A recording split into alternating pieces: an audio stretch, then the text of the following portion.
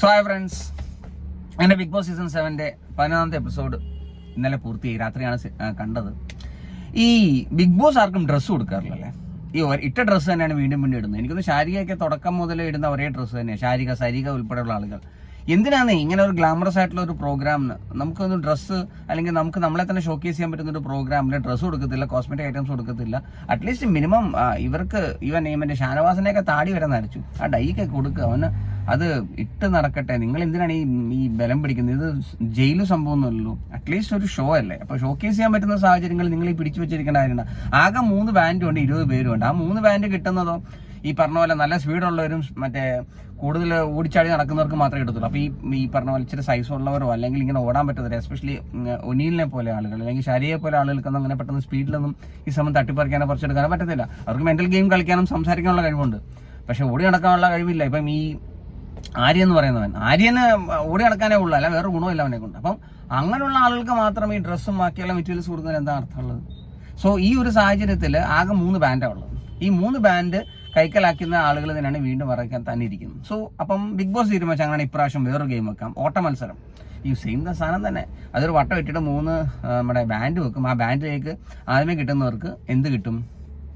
ഈ നമ്മുടെ suit case കിട്ടും, അല്ലെങ്കിൽ അവരുടെ ഡ്രസ് മെറ്റീരിയൽസ് കിട്ടും. സോ വീണ്ടും ആര്യനെ തന്നെ കിട്ടി. ആര്യനും ഷാനവാസിനുമാണ് മെയിനായിട്ടും കിട്ടിയത് ഈ ഒരു സംഭവം. സോ ഈ ഒരു സംഭവം കിട്ടിക്കഴിഞ്ഞപ്പോഴത്തേക്ക് എന്താ സംഭവം എന്നറിയോ? ഈ ആര്യൻ ചെയ്യുന്നത് വെച്ചാൽ അവന്റെ കൈ ഇരിക്കുന്ന മറ്റേ നമ്മുടെ ബാൻഡ് ഒരെണ്ണം പുറത്തേക്ക് എറിഞ്ഞു. അതായത് ഈ ആളുകൾ കൂട്ടം കൂടി ഇരിക്കുന്ന സാഹചര്യത്തിൽ ഒരെണ്ണം പുറത്തേക്ക് എറിഞ്ഞു. അത് ഗിസൈലിനെ കറക്റ്റായിട്ട് കിട്ടി. എനിക്കിത് നേരത്തെ പ്ലാൻ ചെയ്താന്ന് തോന്നുന്നു. ആൻഡ് ഗിസൈൽ അത് അബിക്ക് കൊടുത്തു, പിന്നെ ഷാനവാസിനും കിട്ടി. അപ്പൊ ഇങ്ങനെയുള്ള ആ ഒരു സാഹചര്യത്തിൽ ഒരു ഡ്രസ്സ് മറ്റവർക്കും അവരുടെ ഡ്രസ്സ് ഇടാനുള്ള ഒരു സാഹചര്യവും ഒരുക്കണം എന്നുള്ളതാണ്. ഇത്രയും ബലം പിടിക്കേണ്ട കാര്യമില്ല. കാരണം എനിക്കിന്നിപ്പോൾ ഒരു 10-15 ദിവസമായില്ലേ. അപ്പൊ ഡ്രസ്സെല്ലാം കൊടുക്കുക, അവർക്ക് ഇഷ്ടമുള്ള സാധനം കൊടുക്കുക, എന്നിട്ട് ആ പറഞ്ഞ പോലെ എന്നിട്ട് അവരവരെ ഷോക്കേസ് ചെയ്യാനുള്ള സാഹചര്യം കൊടുക്കുക, അല്ലേ? എൻ്റെ പേഴ്സണൽ അഭിപ്രായമാണ്. അങ്ങ് 3 ബാൻഡും ഉണ്ട്, 10-20 പേരും ഉണ്ട്. ഓക്കെ, അത് കഴിഞ്ഞിട്ട് മറ്റൊരു ഗെയിം വെച്ചു. അപ്പൊ ഈ ഗെയിമിൽ തന്നെ പ്രോഗ്രാം, അതായത് ബിഗ് ബോസ് ഷോ പോലെ തൻ്റെ ഒരു പ്രോഗ്രാം, തൻ്റെ എന്തെങ്കിലും ഡാൻസോ സ്കിറ്റോ അല്ലെങ്കിൽ കോമഡി സംഭവങ്ങളോ കാണിച്ചുകൊണ്ട് പോയിന്റ്സ് അടിസ്ഥാനത്തിൽ, കാരണം 2 പേര് ഇപ്പോഴും മുൾമുനയിലാണല്ലോ, ഡെഡ് സോണിലേക്ക് പോകാൻ പോകാണല്ലോ. അതായത് മറ്റേ മിഡ് വീക്ക് എവിക്ഷൻ അല്ല, മിഡ് വീക്ക് സസ്പെൻഷൻ പോലെ ഡെഡ് സോണിലേക്ക് പോകാനായിട്ട് തയ്യാറെടുക്കുന്ന കുറച്ച് ആളുകളാണ്. അതിന് ഷാരികയും അനീഷുമാണ് ഉള്ളത്. ബാക്കി എല്ലാവരും അത്യാവശ്യം സേഫ് സോണിലാണ്. എനിക്ക് ഏറ്റവും കൂടുതൽ പോയിന്റ്സ് ഉള്ള ഒനീലിന്റെ ടീമിനാണെന്ന് തോന്നുന്നു, അല്ലേ? 10-15ഓളം പോയിന്റ്സ് ഉണ്ട്. സോ ഇവരുടെ ഈ ചത്ത് കിടക്കുന്ന ആളുകളെ ഒന്ന് രക്ഷപ്പെടുത്താനായിട്ട് ബിഗ് ബോസ് നടത്തിയ ഒരു പൊറോട്ട നാടകമാണ്.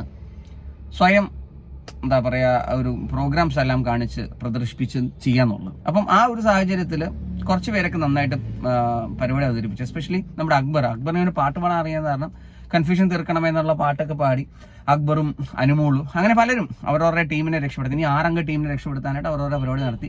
ഇന്ന് ഏറ്റവും എനിക്ക് വേഴ്സ്റ്റ് ആയിട്ട് ഫീൽ ചെയ്തത് ശരത്തപ്പാനയുടെ പെർഫോമൻസ് ആണ്. ശരത്തിന്റെ മറ്റേ ഈ പാട്ട് ഏതാ, നമ്മുടെ ശരത്തും ബിന്നിയായിരുന്നു അല്ലേ? ശരത്ത് മറ്റേ എൻ്റെ അമ്മയുടെ ജിമിക്കി കമ്മൽ, അവൻ ഇതേ ഉള്ളു, അവൻ ഏറൊന്നും അറിയത്തില്ലെന്ന് തോന്നുന്നു. അപ്പം ആ ഒരു പാട്ട് ഭയങ്കര അർബോറായിരുന്നു.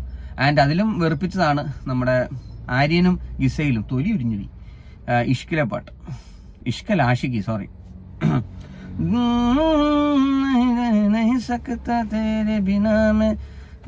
ആ സാധനം. അപ്പൊ അത് പാടി 2 പേരും ആകെ നാറ്റിച്ചു എന്നാണ് എനിക്ക് പേഴ്സണലി ഫീൽ ചെയ്തത്. ഓക്കെ, അങ്ങനെ ഏറ്റവും കൂടുതൽ പോയിന്റ് കിട്ടി അക്ബറിൻ ടീമിന് പോയിന്റ് കിട്ടി. എങ്ങനെ ഇരിക്കുന്നു? അപ്പൊ ഇത് കണ്ട് ശരത്തപ്പനിക്ക് ഭയങ്കര ദേഷ്യം. ഇത്ര നല്ല പെർഫോമറായി ഞാൻ ഡാൻസ് ചെയ്തു, പാട്ട് പാടി, എന്റെ സ്വന്തം സ്റ്റെപ്പ് ഇട്ടു, എന്നിട്ട് എനിക്ക് പോയിന്റ് തന്നില്ല, വൃത്തികെട്ടവന്മാരെന്നൊക്കെ പറഞ്ഞ് പൊളിറ്റിക്സ് ആണ്, ആനയാണ് ചേനയാണെന്നൊക്കെ പറഞ്ഞ് പിന്നെയും കരച്ചില്ല. ശരത്തിൽ റോക്ഷാകുലാകുന്നു. ഓക്കെ, അത് കഴിഞ്ഞിട്ട് മറ്റൊരു ഗെയിം വന്നു, കയ്യൂക്കുള്ളവൻ കാര്യക്കാരൻ.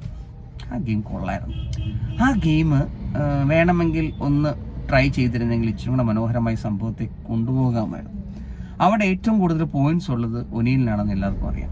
അപ്പം ഈ ബിഗ് ബോസ് വെച്ചതെന്ന് വെച്ചാൽ ഒരു ബൗളിനകത്ത് കുറച്ച് നമ്മുടെ കല്ലുകൾ വെച്ചു, സ്റ്റോൺസ് വെച്ചു. അപ്പോൾ ഏറ്റവും കൂടുതൽ ആദ്യം ബസർ അടിച്ചു കഴിഞ്ഞാൽ 7 സെക്കൻഡ് കൊണ്ട്, അപ്പോൾ നമ്മൾ ഓടി വന്ന് ബസർ അടിച്ചു കഴിഞ്ഞാൽ 7 സെക്കൻഡ് കൊണ്ട് ഒരാൾക്ക് മാത്രം അവിടെ ഇരിക്കുന്ന പോയിന്റ്സ് കല്ലുകൾ എടുക്കാം. ആ കല്ലുകൾ എടുത്തു കഴിഞ്ഞാൽ എത്ര കല്ലുകൾ എടുക്കുന്നു ആ കല്ലുകൾ, ഇപ്പോൾ 5 കല്ലെടുത്താൽ 5 പോയിന്റ്സ് എൻ്റെ കയ്യിലെത്തും എന്നുള്ള രീതി. സോ അത് ആദ്യമേ ബസർ അടിച്ച അനീഷാണ്. അനീഷ് അങ്ങനെയൊക്കെ പറഞ്ഞാലും അവൻ ഓട്ടത്തിലൊക്കെ മെടുക്കനാട്ടോ, പിന്നെ മെലിഞ്ഞിരിക്കുമല്ലേ. സോ അവൻ ചാടി വീണ് ബസറടിച്ച് 7 സെക്കൻഡ് കൊണ്ട് ആദ്യമേ തന്നെ ഒനീലിൻ്റെ മറ്റേ ബൗളിലിരുന്ന 10-15 സ്റ്റോൺ ഉണ്ടായിരുന്നു. അവൻ ആ 14 സ്റ്റോൺ പെറുക്കി എടുത്ത് 7 സെക്കൻഡോട് ഒറ്റയടിക്ക് ലാസ്റ്റ് കിടന്ന അനീഷ് 1ാം സ്ഥാനത്തിലെത്തി. എങ്ങനെ ഇരിക്കുന്നു? വീണ്ടും ഒരു ചാൻസ് കിട്ടി. രണ്ടാമത്തെ ചാൻസിൽ നമ്മുടെ ബിഗ് ബോസ് പറഞ്ഞേ നീ പോകുന്നതെല്ലാം കൊള്ളാം, പക്ഷേ സ്റ്റോൺ എടുത്തില്ലെങ്കിൽ നീ വീണ്ടും ഡെഡ് സോണിലാവും, അതുകൊണ്ട് മര്യാദയൊക്കെ കളിച്ചു, നിനക്കിപ്പോൾ അത്യാവശ്യം പോയിന്റ്സ് ഒക്കെ ഉണ്ടല്ലോ, റിസ്ക് എടുക്കണോ എന്നുള്ള ഹിന്റാണ് ബിഗ് ബോസ് കൊടുത്തത്. പക്ഷേ അനീഷ് ഒന്നും കൂട്ടാക്കിയില്ല. അനീഷ് നൈസായിട്ട് പോയി 2 സ്റ്റോൺ എടുത്തുകൊണ്ട് മാത്രം വന്ന് നേരെ ബൗളിലിട്ടു. അങ്ങനെ 6ാം സ്ഥാനത്തിൽ കിടന്ന അനീഷ് നേരെ 1ാം സ്ഥാനത്തിലെത്തി. തെറി വിളിച്ചിരുന്നവരെല്ലാവരും ഇപ്പോൾ അവനെ വാഴ്ത്താൻ തുടങ്ങി. ഇത്രയേ ഉള്ളൂ സംഭവം. നമ്മൾ എത്രയൊക്കെ വെറുപ്പിച്ചാലും വെറുത്ത് അവസാനം ഇഷ്ടമാകുമെന്ന് പറയുന്ന പോലെ അനീഷിനെ ഇപ്പോൾ എല്ലാവരും വാഴ്ത്താനും തുടങ്ങി, അവനെക്കുറിച്ച് പാട്ടൊക്കെ പാടാൻ തുടങ്ങി. എന്തായാലും 1ാം സ്ഥാനത്തെത്തി. സോ ഒരു കാര്യം തീരുമാനമായി, വില്ലൻ ഞാൻ തന്നെ എന്ന് പറയുന്ന പോലെ നമ്മുടെ ഡെഡ് സോണിലേക്ക് പോകുന്നത് ഒനിയിലും ഷാരികയാണ്. ഷാരികയ്ക്ക് ഒരു ബ്രേക്ക് വേണമായിരുന്നോ എനിക്കറിയില്ല, ബട്ട് ഷാരിക നല്ലൊരു പെർഫോമറാണ്. ആൻഡ് ഡെഡ് സോണിലുള്ളവരെ, സസ്പെൻഷനുള്ളവരെ തിരിച്ചിനി വിളിക്കുമോ ഇല്ലയോ എന്നൊക്കെ ചില ഡൗട്ടുകൾ പലരും ഉന്നയിക്കുന്നുണ്ട്. എനിക്ക് തോന്നുന്നത് ഒരാഴ്ച അല്ല 2 ആഴ്ച കഴിഞ്ഞാൽ അവർ തിരിച്ചു വിളിക്കും. ഈ ഒരാഴ്ച ഈ കറുത്ത മുറിയിലും വെളിച്ചമില്ലാത്ത മുറിയിലും ഒന്നും അല്ല കിടക്കുന്നത്, അവർക്കെല്ലാം ഫെസിലിറ്റീസ് ഉള്ള മുറിയിലായിരിക്കും തന്നെ, ഒരു സംശയമില്ല. പിന്നെ TV കാണുമോ ഇല്ലയോ എന്ന് എനിക്കറിയില്ല, ബട്ട് TV കാണുമെന്നാണ് എനിക്ക് തോന്നുന്നത്. ആൻഡ് ഫോൺ കൊടുക്കുമോ ഇല്ലയോ എന്ന് നമുക്കറിയില്ല. ഫോൺ കൊടുക്കുവാനുള്ള ചാൻസസ് കുറവാണ്. ഇനി ഫോൺ കൊടുക്കുവാണെങ്കിൽ, ലൈക്ക് അവരെ വീട്ടിൽ വിടുവാണെങ്കിൽ, that means they are out. പക്ഷേ അങ്ങനെ ആവാനുള്ള സാധ്യത കുറവാണ്, കാരണം ഒരു താൽക്കാലിക സസ്പെൻഷൻ ആണെന്നാണ് പറയുന്നത്. പെർഫോമൻസ് ഇല്ല എങ്കിൽ, അവിടെ നിൽക്കുന്നത് വെറുതെ ചുമ്മാ തിന്നും കുടിച്ചിരിക്കാനാണെങ്കിൽ ഉറപ്പായിട്ടും big boss they will try for another person. So ഒരു എന്താ പറയുക, ഒരു ഡയറക്റ്റ് എൻട്രി അല്ലെങ്കിൽ വൈൽഡ് കാർഡ് എൻട്രിയെ പ്രതീക്ഷിച്ച് ഇനി അടുത്ത ഒരു ഗെയിമിൽ ഉണ്ടാവുന്ന സ്ട്രാറ്റജി മാറ്റം വരുത്താനായിട്ട് ഒരുപക്ഷെ നോക്കാനാണ് സാധ്യത. എന്തായാലും ഈ സ്വാതന്ത്ര്യ ദിനമായിട്ട് 2 പേർക്ക് സ്വാതന്ത്ര്യം കിട്ടിയ ഒരു സാഹചര്യത്തിൽ എല്ലാവർക്കും സ്വാതന്ത്ര്യ ദിനാശംസകൾ. ബിഗ് ബോസ് സീസൺ 7 മറ്റു ലൈവ് അപ്ഡേറ്റ്സിലേക്ക് വേണ്ടി കാത്തിരിക്കാം. തൽക്കാലം ബൈ.